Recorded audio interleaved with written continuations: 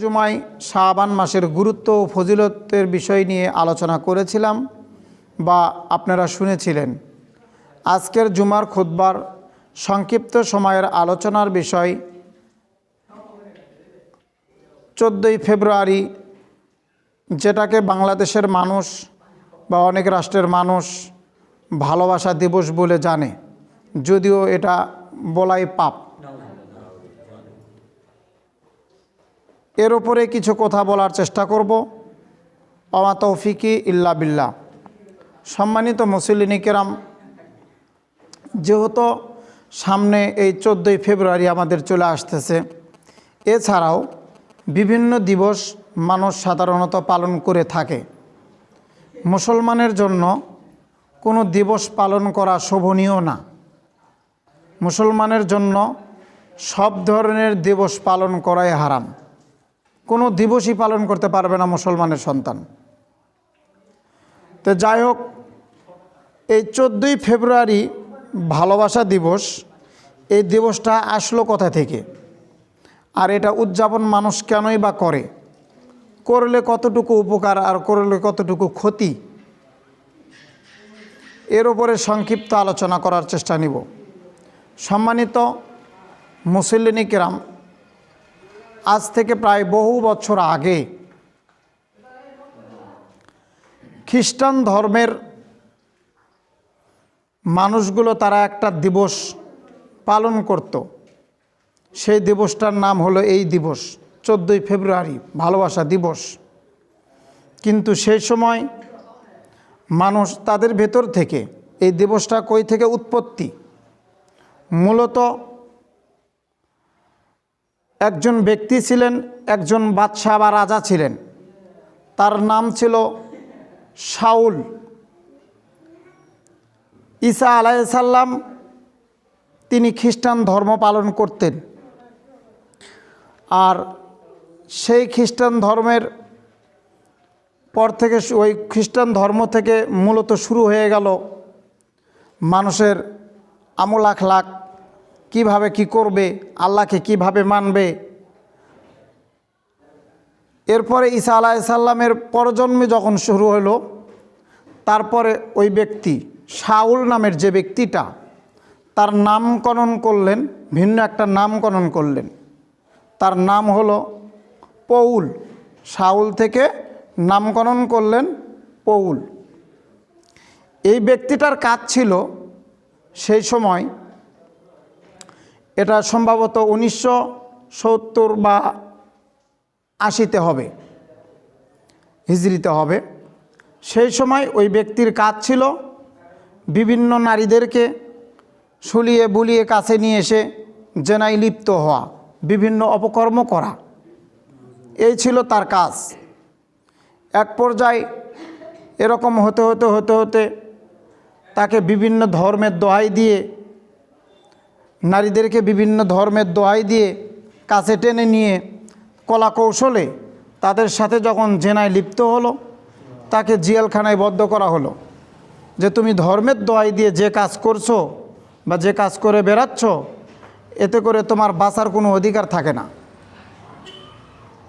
তাকে জেলখানায় বদ্ধ করা হলো। বেশ কিছুদিন পর তাকে ফাঁসিতে ঝুলে মারা হলো। এরপরে ওই দিনকে বিজয়ী করে রাখার জন্য, ওই দিনকে জারি করে রাখার জন্য, ওই দিনকে স্মরণীয় করে রাখার জন্য সাধারণত খ্রিস্টানেরা এই কাজ বা এই 14ই ফেব্রুয়ারি ভালোবাসা দিবস পালন করত। আর এই ভালোবাসা দিবসটা বিভিন্ন রাষ্ট্রের মানুষদের কাছে পৌঁছানোর জন্য যখন চেষ্টা করলেন, কোনো রাষ্ট্রের মানুষই এটা গ্রহণ করলেন না। শুধু দুটা রাষ্ট্রের মানুষ এটা গ্রহণ করলেন। এক হলো আমেরিকা, আর একটা হলো আপনার লন্ডন। এই দুটা রাষ্ট্র ব্যতীত আর কোনো রাষ্ট্র এটা গ্রহণ করলেন না। এরকমভাবে তারা মানতে মানতে মানতে মানতে এক পর্যায়ে অলরেডি চলে আসলো 1993 সাল পর্যন্ত। 1993 সালের আগেও মুসলমানেরা এই দিবস পালন করত না। আমাদের এই বাংলাদেশে 1993 সালের আগ পর্যন্ত বাংলাদেশে এই জিনিসটা ছিল না। 14ই ফেব্রুয়ারি ভালোবাসা দিবস, এই বেহায়া দিবস, এটা 93 সাল পর্যন্ত ছিল না। এটা 93 সালের পর থেকে আমাদের বাংলাদেশে শুরু হলো। এটা আবার বাংলাদেশে আসলো কি করে? আমাদের বাংলাদেশে একজন ব্যক্তি লন্ডনে কিছুদিনের জন্য সে থাকতো এবং লেখাপড়া করত। তার নাম হলো শফিউর রহমান। সে একটা পেপার পত্রিকায় সম্পাদক ছিলেন। সে লন্ডনে থেকে লেখাপড়া করত, সেখানে এই দিবসগুলো পালন করত এবং সে দেখত। সেখানে আজও হাজার হাজার কোটি কোটি টাকা তারা এই দিবসকে পালন করে, এই দিবসের উৎসব করে তারা হাজার হাজার কোটি কোটি টাকা তারা খরচ করে থাকে। তো এটা 1993 সালের পর এই শফিউর রহমান লন্ডন থেকে যখন বাংলাদেশে ফিরলেন, তখন এই 14ই ফেব্রুয়ারিতে বাংলাদেশে সে কিছু টাকা পয়সা খরচ করে ঢাকঢোল বাজিয়ে এই উৎসব করা শুরু করে দিলেন 14ই ফেব্রুয়ারিতে। মূলত বাংলাদেশের মানুষ তখন থেকেই এই কাজটা শুরু করলো। বাংলাদেশের মানুষের আবার আর একটা অভ্যাস আছে। সে অভ্যাসটা কি জানেন? সেই অভ্যাসটা হলো দেখাদেখি কাজ করে। বাংলাদেশের মানুষের একটা অভ্যাস আছে, সেটা হলো দেখাদেখি কাজ করা। যে অমুক যা করছে আমাকেও তাই করতে হবে, অমুক রাষ্ট্রের মানুষেরা যা করছে আমাদেরকেও তাই করতে হবে। যেমন ইহুদি খ্রিস্টানদের কালচার এখন আমরা সব কিছুতেই মানিয়ে নিয়েছি। পোশাক পরিচ্ছদ থেকে শুরু করে চলাফেরা, খাওয়া দাওয়া, ওঠা বসা, যা কিছু আছে দৈনন্দিন জীবনের যা প্রয়োজন সব কিছু কালচার যেন ইহুদি খ্রিস্টানদের। মুসলমানের রীতি নীতি কালচার এগুলো এখন আমাদের মধ্যে নেই। তো সম্মানিত মুসলিম কিরাম, এই যে একটা পরিস্থিতি, সে 1993 সাল থেকে যে কাজটা শুরু হলো, আজও সেই জিনিসটা জয়ী হয়ে আছে। আজও বাংলার জমিনের মানুষগুলো, যুবক পোলাপান, যুবতী মেয়েরা তারা আজ করে যাচ্ছে। এটা আসলে পাপের কাজ না নেকির কাজ? এটা কোথা থেকে আসলো, কিভাবে আসলো? তারা মুসলমান না অন্য কোনো ধর্মের? এটা তারা গণনা বাছনা করে না। অমুক করছে আমাকেও করতে হবে, এটাই তাদের মূল উদ্দেশ্য, আর কোনো কিছুই না। না মিথ্যা বললাম? যে যা করছে মানুষ এটাই ফলো করছে, যে যেভাবে করছে ওইভাবেই ফলো করছে। কিন্তু একটুও মানুষ বিবেচনা করে না যে এটা করলে আমার নেকি হবে না পাপ হবে। তো সম্মানিত মুসলিম কিরাম, ইহুদি খ্রিস্টানদের মধ্যে একটা রীতি ছিল যে তাদের মধ্যে রাজা বাদশারা এই কোনো কিছু করলে বা কোনো কিছু ঘটালে, কোনো কিছু হইলে তারা যখন দুনিয়ার থেকে চলে যেত, ওই স্মরণীয় করে রাখার জন্য, তাকে স্মরণীয় করে রাখার জন্য সে যে কাজ করে যেত, ওই দিন ওই দিবস পালন করে যেত, যেটা আমাদের মুসলমানদের ভিতরে নেই। মুসলমানদের ভেতরে যদি থাকতো তাহলে আবু বকর সিদ্দিক রাদিয়াল্লাহু তাআলা একজন এত সৎ আদর্শবান ভালো মানুষ ছিলেন, তার আমল আখলাত এত ছিল ভালো, তাহলে তার দিন, তার মৃত্যু দিন স্মরণ করে বা তার ভালো আমল স্মরণীয় করে আমরা একটা দিবস পালন করতাম। কিন্তু আমরা আবু বকর দিবস পালন করি না। ওমর ইবনুল খাত্তাব এত একজন বীর পুরুষ ছিল, এত সাহসী মানুষ ছিল, তাকে দেখে শয়তান পালায়ন করতো। 40 দিন ওই রাস্তায় আর শয়তান হাঁটতো না। অথচ ওমর ইবনুল খাত্তাব দুনিয়ার থেকে বিদায় হয়ে গেলেন, ওমরের নামে একটা দিবসও নেই। আমাদের বিশ্বনবী হযরত মুহাম্মদ সাল্লাল্লাহু আলাইহি সাল্লাম, তার নামেও কোনো দিবস নেই। তো সম্মানিত মুসলিম কিরাম, আমাদের মধ্যে দুটা দিবস আছে, একটা হলো ঈদুল ফিতর আর একটা হলো ঈদুল আজহা। এই দুটা দিবস ব্যতীত আর কোনো দিবস নেই। অন্য অন্য দিনও আমরা আমল করে থাকি বা দিবস পালন করে থাকি, সেটা আমলের বিনিময়ে, সেটা সিয়ামের বিনিময়ে। যেমন আশুরার দিন দুটো সিয়াম রাখা, আরাফার দিন একটা সিয়াম রাখা, শাবানে 15ই শাবান পর্যন্ত, পয়লা শাবান থেকে নিয়ে 15ই শাবান পর্যন্ত সিয়াম রাখা, অথবা প্রত্যেক মাসের 13, 14, 15 তারিখে সিয়াম রাখা, এগুলো আমলের উদ্দেশ্যে আমরা সাধারণত রাসূল সাল্লাল্লাহু আলাইহি সাল্লামের সুন্নাতকে স্মরণীয় করে রাখার জন্য আমরা এগুলো করে থাকি। কিন্তু এটা আমাদের জন্য বাধ্যতামূলক নয় যে করতেই হবে, এটা না করলে পাপ হবে, এরকম না। মন চাইলে করি, না চাইলে করি না। কিন্তু ইহুদি খ্রিস্টানেরা যে দিবসগুলো পালন করত তারা আজীবন জারি রাখছে, এখনও করে যাচ্ছে। তাদের সাথে সাথে বাংলাদেশের মুসলিম সম্প্রদায়রা জড়িত হয়ে গিয়েছে। সম্মানিত মুসলিম কেরাম, তো বলতে চাচ্ছি, কেউ যদি কাউকে অনুসরণ করে, কেউ যদি কাউকে মানে, কেউ যদি কাউকে বেশি ভালোবাসে, মহব্বত করে, কিয়ামতের মাঠে তার হাসর নাসর তার সাথেই হবে। তো ইহুদি খ্রিস্টানদের যে এই সাধু পৌল নামের যে ব্যক্তিটা এই কাজটা এই 14ই ফেব্রুয়ারি ভালোবাসা দিবসটা চালু করে চলে গেলেন। আর ওই দিবসটা আজও তো বাংলার মুসলমানেরা আজও করে যাচ্ছে, ওই নিয়ম নীতির উপরে নিজেকে অটল রাখছে। তাহলে তাদের হাসর নাসর কার সাথে হবে? একজন জেনাকারীর সাথে। কার সাথে হবে? একজন জেনাকারীর সাথে। সম্মানিত মুসলিম কিরাম, তাই বলতে চাচ্ছি, মুসলমানের সন্তানেরা কোনো ধরনের দিবস পালন করতে পারে না, এটা মুসলমানের সন্তানদের শোভনীয় নয়। কেননা আল্লাহ রাব্বুল আলামিন পবিত্র কোরআন কারীমের মধ্যে বলেন, সূরা আরাফ 33 নম্বর আয়াত, কুল ইন্নামা হাররামা রাব্বিল ফাওয়াহিশা মা যাহারা মিনহা ওয়া মা বাতান। আল্লাহ রাব্বুল আলামিন বলছেন, আমার প্রতিপালক মহান আল্লাহ, হাররামা রাব্বিল ফাওয়াহিশা মা যাহারা, কোনো ধরনের অশ্লীল বেহায়া কোনো কর্ম আল্লাহ তাআলা পছন্দ করেন না। সব ধরনের অশ্লীল বেহায়া কুকর্ম আল্লাহ তাআলা কি করেছেন?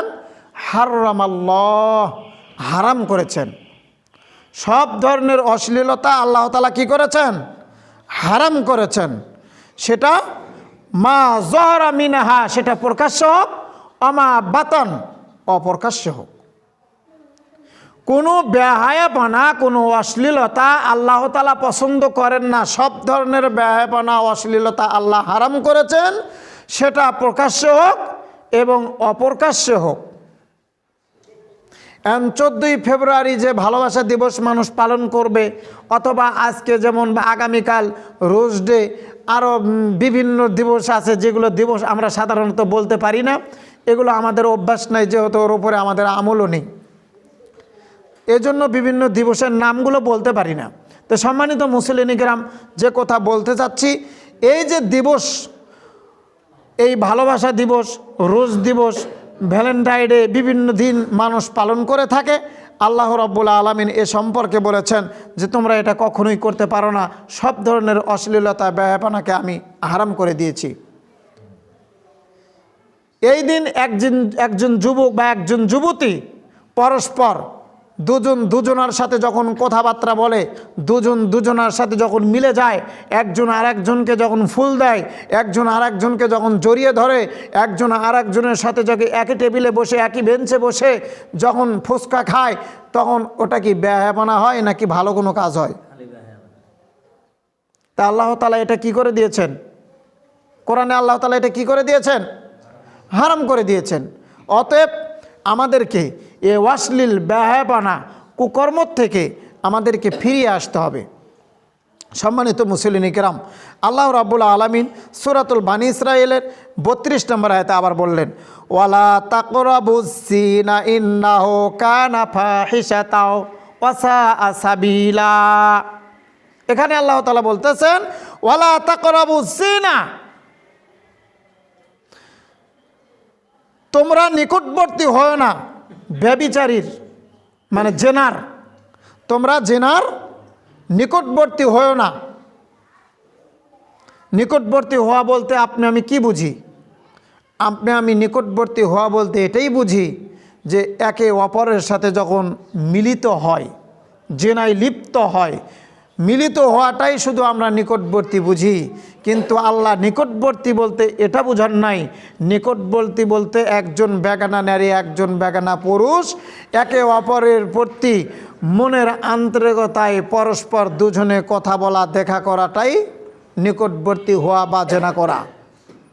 সম্মানিত মুসলিম ইকরাম, তাই বলতে যাচ্ছি, আল্লাহ তাআলা বললেন ফাহিশাতা ওয়া সাআ সাবিলা, তা অশ্লীল এবং নিকৃষ্ট একটি আচরণ। মানুষের নিকটবর্তী হওয়া এটা অশ্লীল একটি নিকৃষ্ট আচরণ। সম্মানিত মুসলিম কিরাম, আল্লাহ রাব্বুল আলামিন আবারও বললেন সূরাতুল আনআম 151 নম্বর আয়াত, আল্লাহ তাআলা এখানে বলছেন ওয়ালা তাকরাবুল ফাওয়াহিশা মা যাহারা মিনহা ওয়া মা বাতান। আবার বলছেন যে প্রকাশ্য কোনো প্রকাশ্যে এবং অপ্রকাশ্যে যাহারা মিনহা সেটা মানুষ প্রকাশ্যে করুক, অমা বাতান সেটা অপ্রকাশ্যে করুক। সেই অশ্লীলতা বেহায়াপনা সেটা প্রকাশ্যে করুক এবং সেটা অপ্রকাশ্যে করুক, এ বিষয়ে আল্লাহ রাব্বুল আলামিন খুব ভালো করেই জানেন। আর আল্লাহ তাআলা এটাকে নিষিদ্ধ করেছেন, এটাকে হারাম করে দিয়েছেন। তো সম্মানিত মুসলিম কিরাম, এছাড়া আল্লাহ তাআলা আরও বলছেন ওয়াইযা ফাআলু ফাহিশাতা ক্বালু ওয়াজাদনা আলাইহা আবাআনা।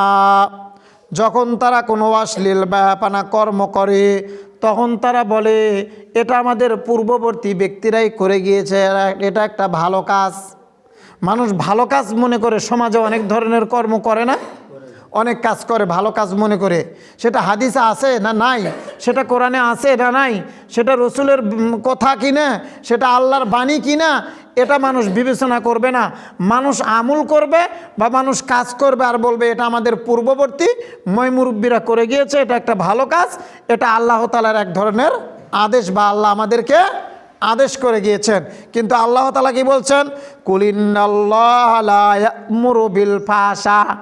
তোমরা বলো নিশ্চয় আল্লাহ তাআলা কোনো অশ্লীল বেহায়াপনার আদেশ করতে পারে না। আল্লাহ তাআলা কি কোনো অশ্লীল বেহায়াপনার কথা আদেশ করতে পারে? হ্যাঁ, আল্লাহ তাআলা এই কথা বলতে পারে না। তুমি তাদেরকে বলে দাও আল্লাহ এ ধরনের কথা বলতে পারে না। নিশ্চয় এটা আল্লাহর নাম দিয়ে তারা কি করছে, আতাকুলুনা আলাল্লাহি মা লা তা'লামুন। এটা আল্লাহর নাম দিয়ে মানুষের ভিতরে তারা ছড়িয়ে দিচ্ছে। এটা কি তোমরা আসলে ঠিক করছো? এটা বেহায়াপনা। তোমরা যে আল্লাহর নাম দিয়ে, রসুলের নাম দিয়ে তোমরা যে দেশের ভেতরে বা রাষ্ট্রের ভেতরে বা নিজের সমাজের ভেতরে এই অন্যায় অপকর্মগুলো ছড়িয়ে দিচ্ছ, তোমরা কি কোনো সময় ভাবছো এটা কি আল্লাহর আদেশ না নিষেধ? এটা কি কোনো সময় ভেবে দেখেছো? সম্মানিত মুসলিম কিরাম, আজ বাংলাদেশের মানুষ কে কী করছে এটা ফলো করে আর নিজেরাও ওই সমস্ত কাজে নিয়োজিত হয়, নিজেরা ওই আমলগুলো করে। অথচ আল্লাহ রাব্বুল আলামিন এই সমস্ত পাপকে জেনার কথা উল্লেখ করেছেন। সম্মানিত মুসলিম কিরাম, আল্লাহ রাব্বুল আলামিন পবিত্র কোরআন কারীমের মধ্যে আবার বললেন কুল লিল মুমিনিনা ইয়াগুয্যু মিন আবসারিহিম। হে মুমিন পুরুষেরা, তোমরা চক্ষুকে অবনত করো, চক্ষু দৃষ্টিকে তোমরা কি করো, নিম্নগামী করো, নিচু করো। ওয়াহফাজু ফুরুজাহুম, এবং নিজের লজ্জাস্থানের হেফাজত করো। আগে কাদেরকে বললেন? সূরা নূর 30 নম্বর আয়াতে আল্লাহ রাব্বুল আলামিন বলছেন উল্লিল মুমিনিনা ইয়াগুয্যুনা মিন আবসারিহিম। হে মুমিন পুরুষেরা, তোমাদের চক্ষু দৃষ্টিকে তোমরা নিম্নগামী করো, তোমরা নিচু করো। এরপরে আল্লাহ তাআলা আবার বলছেন ওয়াহফাজুনা ফুরুজাহুম, এবং নিজেদের লজ্জাস্থানের হেফাজত করো। এবার 31 নম্বর আয়াতে আবার বলছেন ওয়াকুল্লিল মুমিনাতি ইয়াগুয্যুনা মিন আবসারিহিম। হে মুমিন নারীরা, তোমাদের চক্ষু দৃষ্টিকে তোমরা নিম্নগামী করো, নিচু করো। আগে পুরুষদেরকে সংশোধন করলেন, এরপরে কাদেরকে সংশোধন করছেন? নারীদেরকে সংশোধন করতেছেন। হে মুমিন নারীরা, তোমরা নিজেদের চক্ষু দৃষ্টিকে নিম্নগামী করো, নিচু করো। এরপরে ওয়াহফাজুনা ফুরুজাহুন্না, নিজেদের লজ্জাস্থানের হেফাজত করো। নারীরা যদি নিজেদের লজ্জাস্থানের হেফাজত বুঝতো, নিজেদের ইজ্জতের দাম বুঝতো, তাহলে আল্লাহর পক্ষ থেকে তাদের জন্য সহযোগিতা আসতো। নারীরা যদি পুরুষদেরকে বা কোনো মেয়ে যদি ছেলেদেরকে আশ্বাস, সময়, সুযোগ না দিত, কথাবার্তা বলার কোনো ধরনের সুযোগ না দিত, তাহলে কোনো পুরুষ কোনো নারীর উপরে জয়লাভ করতে পারতো না, কোনো দিনই সম্ভব না। সাধারণত এ ধরনের অন্যায়ের সাথে জড়িত হওয়ার জন্য সাধারণত নারীদের অপরাধ বেশি। কারণ একজন নারী নিজেকে হেফাজত করতে, নিজেকে কন্ট্রোল করতে পারবে। কারণ নারীকে বাজারে যেতে হবে এ কথা কোরআনে নেই, এ কথা হাদিসে নেই। নারীকে মার্কেট করতে হবে এ কথা কোরআনে নেই, এ কথা হাদিসে নেই। নারীকে ব্যবসা করতে হবে এ কথা কোরআনে নেই, এ কথা হাদিসে নেই। নারীকে ওয়াজ মাহফিল বলা বক্তব্য সারা দেশব্যাপী ওয়াজ মাহফিল করে বেড়াতে হবে এ কথা কোরআনে নেই, হাদিসে নেই। নারীকে স্কুল, কলেজ, ভার্সিটি, বিভিন্ন অফিস আদালতে চাকরি করতে হবে এ ধরনের কথা কোরআনেও নেই, হাদিসেও নেই। ওরা ঘর থেকে বের হলো কেন? আজ যদি কোনো নারী এই চুল ছেড়ে দিয়ে মাথার ওড়না ফেলে, বুকের ওড়না সরিয়ে, যদি খালি শরীরে মাথার ওড়না ফেলিয়ে মাথার চুল ছেড়ে দিয়ে খালি মাথায় যদি রাস্তায় ঢ্যাংঢ্যাং করে না ঘুরতো, তাহলে কোনো পুরুষই তার পিছনে ছুটতো না। নারীরা যখন এ সমস্ত কাজে নিয়োজিত, নারীরা যখন পথে ঘাটে, অফিসে, আদালতে, সব জায়গায় নারীরা যেহেতু নিয়োজিত হয়ে গিয়েছে, তখন আর পুরুষেরা নিজেদেরকে কন্ট্রোল করতে পারছে না। কারণ নারীদের ভিতরে আল্লাহ তাআলা একটা আকর্ষণ দিয়ে দুনিয়াতে প্রেরণ করেছেন। নারীদের ভিতরে আল্লাহ তাআলা একটা আকর্ষণ দিয়ে দিয়েছেন। নারীরা পুরুষদের জন্য একটা তৃপ্তিদায়ক, আরামদায়ক বস্তু। অতএব শয়তান সবসময়ের জন্য পুরুষদেরকে নারীদের নিকটবর্তী করার চেষ্টা করে। কিন্তু নারীরা যদি ঘর থেকে বেপরদা হয়ে না বের হতো, তাহলে কোনো পুরুষই তাদের নিকটবর্তী হতে পারতো না। সম্মানিত মুসলিম ইকরাম, পর্দার আড়ালে যে সকল মা বোন এসেছেন তাদেরকেই বলছি, শুনে রাখুন, আপনাকে এবং আপনার মেয়েকে নিজেকে হেফাজত করতে হবে। কীরকমভাবে? যেভাবে ইব্রাহিমের স্ত্রী, ইব্রাহিম আলাইহিস সালামের স্ত্রীর নাম কি ছিল? সারা। ইব্রাহিমের স্ত্রীর নাম কি ছিল? সারা। তিনি নিজেকে হেফাজতে রেখেছিলেন, নিজেকে কন্ট্রোল করেছিলেন, নিজেকে কোনো সময়ের জন্য কোনো বেগানা পুরুষের সামনে উৎসর্গ করে দেননি। এই জন্যই তো যেদিন ইব্রাহিম আলাইহিস সালাম সারাকে নিয়ে তার রাষ্ট্র ত্যাগ করে আর এক রাষ্ট্রে যখন যাত্রাপথ পাড়ি দিতে গিয়েছিলেন, ওই রাষ্ট্রের বাদশাহ তাকে আক্রমণ করেছিলেন, ধরেছিলেন। সারা ছিলেন একজন রূপবতী, গুণবতী, সুন্দরী মহিলা। বাদশার কাছে যখন খবর চলে গেল যে এই রাষ্ট্রে একজন লোক ঢুকেছে, তার নাম ইব্রাহিম, তার সাথে একজন নারী আছে, অনেক রূপবতী, গুণবতী, দেখতে অনেক সুন্দরী, যদিও তাকে দেখেনি, এমনিতেই বলে ফেলছে। এরপরে তাকে নিয়ে যাওয়া হলো, তাকে নিকটবর্তী করা হলো, তাকে ডেকে নিয়ে যাওয়া হলো। এবার বলছে যে, বাদশা বলছে, আমি তোমার সাথে জেনায় লিপ্ত হতে চাই, আমি তোমার সাথে জেনায় লিপ্ত হতে চাই। যারা এসেছেন পর্দার আড়ালে মা বোন, সাউন্ড করিয়েন না। এরপরে সারা আলাইহিস সালাম আগে 2 রাকাত সালাত আদায় করে পরে সেখানে গেলেন এবং বলছেন যে, আমার ইজ্জত, আমার শরীর, আমার স্বামী ব্যতীত দুনিয়ার আর কোনো পুরুষ দেখেনি, আমার ওপরে কোনো বেগানা পুরুষ জয়লাভ করতে পারবে না। সে খুব বিশ্বাসী। এদিকে ইব্রাহিম আলাইহিস সালাম আরেক জায়গায় হাত উঠিয়ে আল্লাহর কাছে দোয়া করছে তার ইজ্জত রক্ষার জন্য। তার মানে বোঝা যায় ইব্রাহিম আলাইহিস সালাম সারাকে কি করতেন? সারাকে কি করতেন? ভালোবাসতেন। বাংলাদেশের মানুষ ভালোবাসা বোঝে না। ভালোবাসা কাকে বলে? ভালোবাসা কাকে বলে জানেন? স্বামী তার স্ত্রীকে ভালোবাসে। ভালোবাসা কাকে বলে? বাপ তার সন্তানকে ভালোবাসে। ভালোবাসা কাকে বলে? ছেলে তার বাপকে ভালোবাসে, মা তার মেয়েকে ভালোবাসে, মেয়ে তার মাকে ভালোবাসে। অর্থাৎ এর নাম হলো ভালোবাসা। আর আমাদের বাংলাদেশি মানুষ ভালোবাসা বোঝে একজন বেগানা নারী আর একজন বেগানা পুরুষকে উভয়ের সাথে মিলিত হওয়া, কথাবার্তা বলা, হাত ধরে একসাথে এক মাঠে চলা এবং বিভিন্ন চাষটালে, বিভিন্ন ফুচকার দোকানে বসে ফুচকা খাওয়া, চা পান করা, এটাকে সাধারণত পুরুষেরা ভালোবাসা বোঝে, নারীরা ভালোবাসা বোঝে। এর নাম হলো জেনা। এটা কোনোদিন ভালোবাসা হতে পারে না। এর নাম কি? জিনা। এটা যে ব্যক্তি ভালোবাসা বলবে তার পাপ হবে। ভালোবাসবে বাপ তার ছেলেকে, মা তার মেয়েকে, উভয়কে ভালোবাসবে। আপনি কি আপনার বোনের ইজ্জতকে মানুষের কাছে বিলিয়ে দিবেন, না রক্ষা করার জন্য নিজের জীবন দিবেন? কোনটা করবেন? রক্ষা করার জন্য নিজের জীবন দিবেন। তার মানে আপনি আপনার বোনকে ভালোবাসেন। আর যে মেয়েটির সাথে আপনার বিয়ে হয়নি, সেই মেয়েটিকে যখন আপনি জঙ্গলে নিয়ে বা বিভিন্ন হোটেলে তাকে ব্যবহার করছেন, তখন আপনি এ কথা বলিয়েন না যে আমি তাকে ভালোবাসি। বাংলাদেশের পুরুষদেরকে, বিভিন্ন যুবক পোলাদেরকে যদি বলা হয়, তাহলে শতকরা 90% যুবক পোলাপান ওই নারীর কাছ থেকে ফিরে আসবে। যখনই বলা হবে যে তুমি তো ওকে ভালোবাসো, তাহলে ওর আর তোমার মধ্যে বিয়ে দিয়ে দেই, তখন কি করবে জানেন? শতকরা 90% যুবকেরা ওই নারীকে ফেলে চলে আসবে, কারণ তাকে ব্যবহার করবে, তাকে বিয়ে করবে না। তার মানে বোঝা যায় ওই পুরুষ ওই নারীকে কখনোই ভালোবাসে না। তো সম্মানিত মুসলিম ইকরাম, ভালোবাসা কাকে বলে এটাই বাঙালি বোঝে না, এটাই মুসলিম সম্প্রদায় বোঝে না। এই জন্যই তো কোনটা নেকি কোনটা পাপ গণনা বাচনা না করেই মানুষ করে যাচ্ছে। সম্মানিত মুসলিম ইকরাম, বলতে চাচ্ছি, আপনাকে কোনো ধরনের দিবস, কোনো ধরনের দিন উল্লেখ করে কোনো কিছু আপনি করতে পারেন না, এটা কোনো মুসলমানের নীতি হতে পারে না। সম্মানিত মুসলিম ইকরাম, আল্লাহ রাব্বুল আলামিন বলেছেন যে তোমরা নিজেদের লজ্জাস্থানের হেফাজত করো।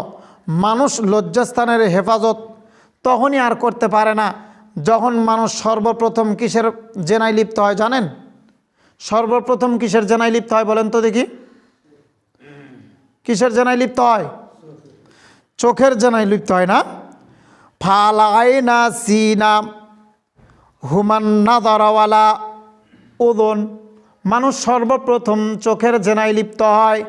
চোখ দিয়ে মানুষ যখন একজন পুরুষ আর একজন বেগানা নারীকে দেখে, একজন বেগানা নারী আর একজন বেগানা পুরুষকে দেখে, তখন চোখের জেনা শুরু হয়ে যায়। আল্লাহ রাব্বুল আলামিন আবার বললেন, ওয়াল উযুনা সিনাতাহুমাল ইস্তিমাউ। এরপরে কানের জেনা, কান দিয়ে শোনা। সারা রাত ফোনে কথা কয় না? ঘন্টার পর ঘন্টা একটা মেয়ে লোকের সাথে কথা বলে না যুবকেরা? একটা মেয়ে লোক একটা যুবকের সাথে কথা বলে না? এটা কিসের জেনা? কানের জেনা। তার সাথে বিবাহ হয়নি, তার সাথে কোনো সম্পর্ক নেই, তার বাড়ি এক জায়গায়, ছেলের বাড়ি আর এক জায়গায়, দুজনের সাথে ফোনে কথা চলছে ঘন্টার পর ঘন্টা। এটা কিসের জেনা? এটা কানের জেনা। এরপরে আবার বলছেন, অল লিসানু সিনাহুল আকলাম কালামি। এরপরে মানুষের মুখের জেনা শুরু হয়ে যায়। জিহ্বা দিয়ে মানুষ কি করে? কথা বলে। জিহ্বা দিয়ে যখন কথা বলে তখন কিসের জেনা শুরু হয়ে যায়? মুখের জেনা। এই সব জায়গায় আল্লাহ তাআলা জেনার কথা উল্লেখ করেছেন। ওয়াল ইদুসিনা হানাল বাতাস। মানুষ হাতের জেনা করে। হাত দিয়ে কীভাবে জেনা হয়? একজন বেগানা নারী শরীরে যখন স্পর্শ করে তখন কিসের জেনা হয়? হাতের জেনা হয়। চোখ দিয়ে দেখলে জেনা হয়, কান দিয়ে শুনলে জেনা হয়, জিহ্বা নাড়িয়ে নাড়িয়ে কথা বললে মুখের জেনা হয়, হাত দিয়ে কোনো নারীকে স্পর্শ করলে হাতের জেনা হয়। এরপরে বলছেন আর রিজুলু সিনাতাল হুতায়া। পায়ের জেনা, পা দিয়ে হেঁটে হেঁটে যে জায়গায় যায় এটা হয় পায়ের জেনা। তো এতগুলো জেনা হওয়ার পরেও অল কলবু ইয়াহওয়ান ওয়া ইয়াতামাত্তা। এরপরে মানুষ যখন একেবারে নিকটবর্তী চলে যায়, অন্তর দিয়ে যখন একজন পুরুষ আর একজন নারীকে ভাবতে থাকে, তখন অন্তরের জেনা হয়ে যায়। কিসের জেনা হয়ে যায়? অন্তরের জেনা হয়ে যায়। এই যে অন্তরের জেনা, চোখের জেনা, কানের জেনা, হাতের জেনা, পায়ের জেনা, মুখের জেনা, এরপরে অন্তরের জেনা, সব যখন শেষ হয়ে যায় তখন উভয়ের সাথে কি হয়ে যায়? মিলিত হয়ে যায়। তে বলতে চাচ্ছিলাম এগুলোর থেকে নিজেদেরকে রক্ষা করতে হবে। মূলত সবই জেনা। আপনি যে এই ভালোবাসা দিবস 14ই ফেব্রুয়ারিতে যে দিবসটা মনে করে আপনার মেয়ে বা আপনার ছেলে ঘর থেকে বের হয়ে গেল, আপনাকে ওখানেই বাধা দেওয়া উচিত ছিল যে আজ তুমি ঘর থেকে বের হতে পারবে না। আজকের দিনের জন্য যেখানে ওই এই ভালোবাসা দিবসের জন্য যেখানে ফুল দিবে, যেখানে একজন আরেকজনের সাথে যে পার্কে নারী পুরুষ একাকার মিলে যাবে, সেই পার্কে তুমি যদি কোনো দোকানপাট নিয়ে যেয়ে থাকো তাহলে আজকের জন্য এটাও হারাম। তুমি ওখানে কোনো ব্যবসাও করতে পারবে না। ওই জায়গায় তুমি কোনো ব্যবসাও করতে পারবে না, কারণ তুমি এটা জিয়ে রাখার জন্য, এটা সারা জীবন স্মরণীয় রাখার জন্য তুমি তাদেরকে এক ধরনের সহযোগিতা করছো।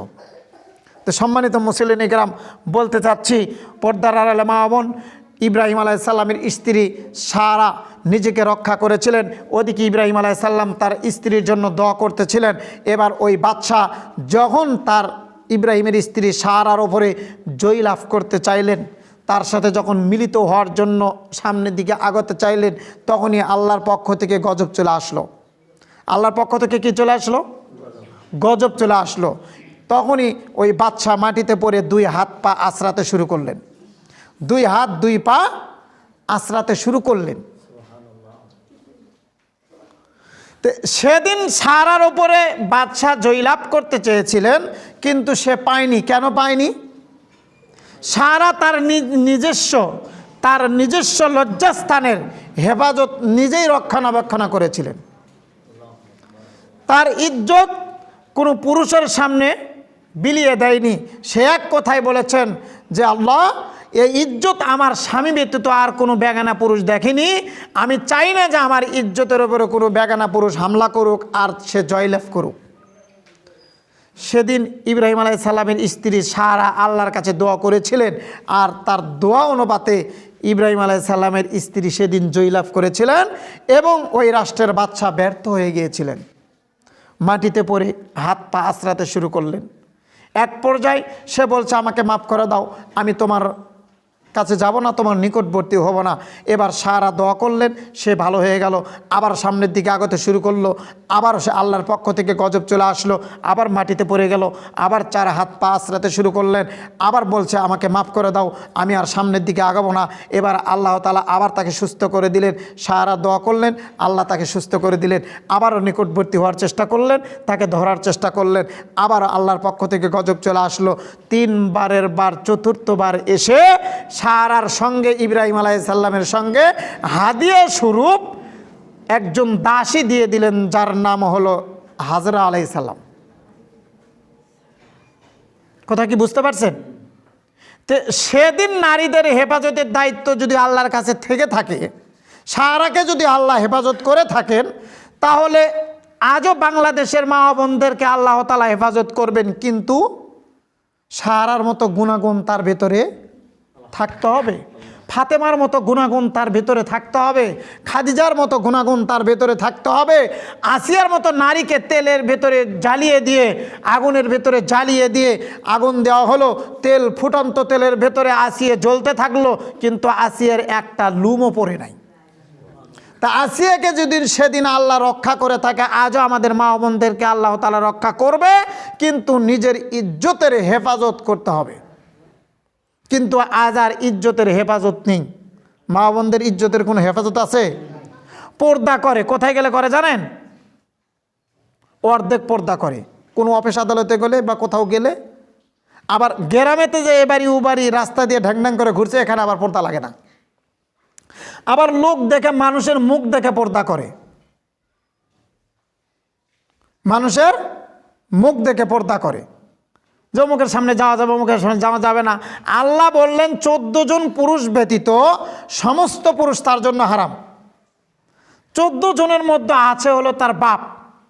একজন নারীর জন্য 14 জন পুরুষ যে হারাম, তার মধ্যে আছে তার বাপ, তার আপন ভাই, তার খালু, তার ফুফা, তার দাদা, তার নানা, তার আপন চাচা, তার পালক ভাই,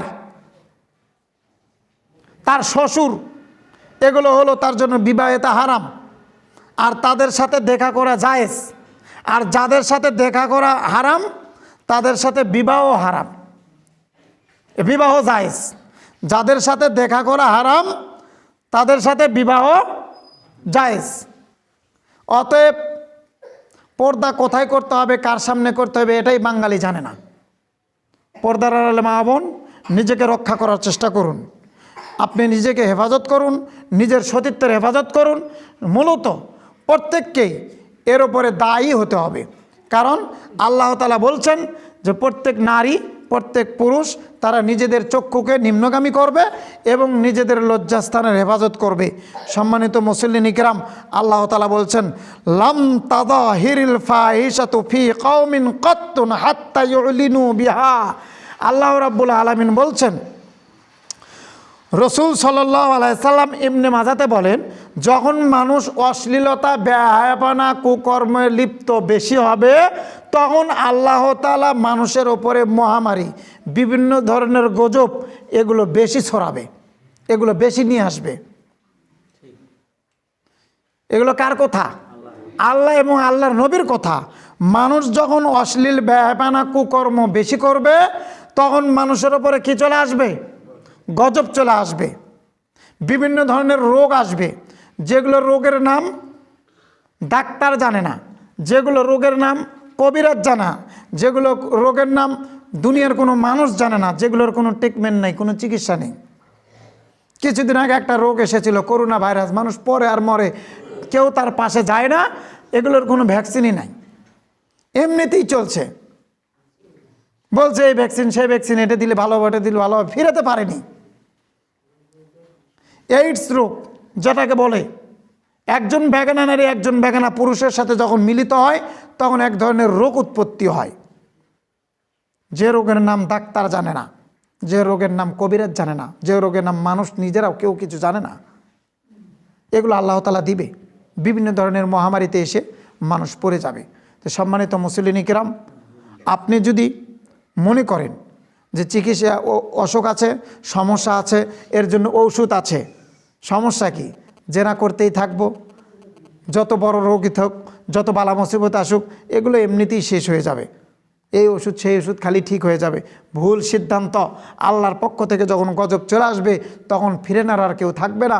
সম্মানিত মুসলিম কিরাম, আল্লাহ তাআলা যুগে যুগে এরকম করে রোগ, বিভিন্ন ধরনের বালা মুসিবত, বিভিন্ন মহামারী নিয়ে এসে মানুষকে ধ্বংস করতে থাকবেন বা ধ্বংস করে দিবেন। যখন মানুষ কি করবে? বেহায়াপনা, কুকর্মে লিপ্ত হবে। এখন বলেন 14ই ফেব্রুয়ারি, 21শে ফেব্রুয়ারি যে দিবসগুলো আসে, বা রোজ ডে, ভ্যালেন্টাইন ডে, এগুলো বিভিন্ন দিবস যেগুলো আসে, এগুলোতে মানুষ যা করে যাচ্ছে বা করতেছে, এগুলো কি জেনা না কোনো ভালো কাজ? চোখে দেখলে যদি জেনা হয়, মুখ দিয়ে কথা বললে যদি জেনা হয়, কান দিয়ে শুনলে যদি জেনা হয়, হাত দিয়ে স্পর্শ করলে যদি জেনা হয়, পা দিয়ে হেঁটে গেলে যদি জেনা হয়, অন্তর দিয়ে ভাবলে, যদি কোনো নারীকে নিয়ে অন্তর দিয়ে ভাবলে যদি জেনা হয়, তাহলে যে নারীর সঙ্গে একই দিনে 14ই ফেব্রুয়ারিতে উভয়ের সাথে জড়িয়ে ধরে সেলফি উঠাচ্ছে, ওটা কি পাপ হবে না নাকি হবে? এই কাজ আপনার ছেলে করছে, এটা আপনার মেয়ে করছে, এটা আপনার ভাই করছে, এটা আপনার বোন করছে, এটা আমার ভাই করছে, আমার বোন করছে, আমার ছেলে মেয়ে করছে, আমরা কাউকে ফিরাতে পারছি না। দেখুন, এগুলোর থেকে আমাদেরকে ফিরে আসতে হবে। আল্লাহ তাআলা আমাদেরকে হেফাজত করুক, সবাই বলি আমিন। খুব খেয়াল করবেন, 14ই ফেব্রুয়ারিতে ছেলে মেয়ে কোনোভাবেই যেন বাড়ি থেকে ওই অন্যায় অপকর্মে না বের হতে পারে, অন্যায়ের সাথে না জড়িত হতে পারে। সেদিন কোথায় যাচ্ছে, কোন কাজে যাচ্ছে, একটু খেয়াল করবেন। আর বিশেষ করে এই 15ই শাবান আসা পর্যন্ত এই ছেলে মেয়েদেরকে একটু সিয়াম রাখার অভ্যাসী করবেন। এর মধ্যে আর একটা দিবস আছে, সেটা হলো 1 ফাল্গুন।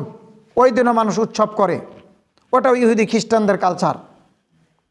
1 ফাল্গুন, এরকমভাবে বিভিন্ন দিবস আসবে, একটার পর একটা আছেই, আর এটা মুসলমানেরা করেও যাচ্ছে।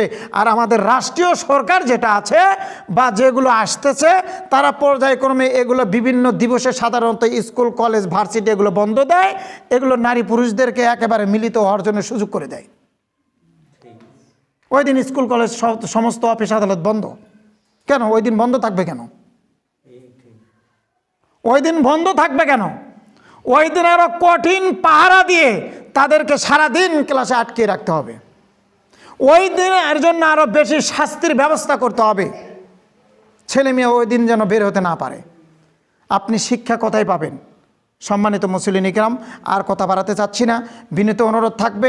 এরপরে সংক্ষিপ্ত কথা যেটা, 15ই শাবানকে উদ্দেশ্য করে যারা শবে বরাতের দিবস পালন করে, শবে বরাত বোঝেন তো, ওই নামটা উচ্চারণ করাই পাপ। শবে বরাত নামের কোনো শব্দ কোরআনেও নেই, হাদিসেও নেই। কথা কি বুঝতে পারছেন?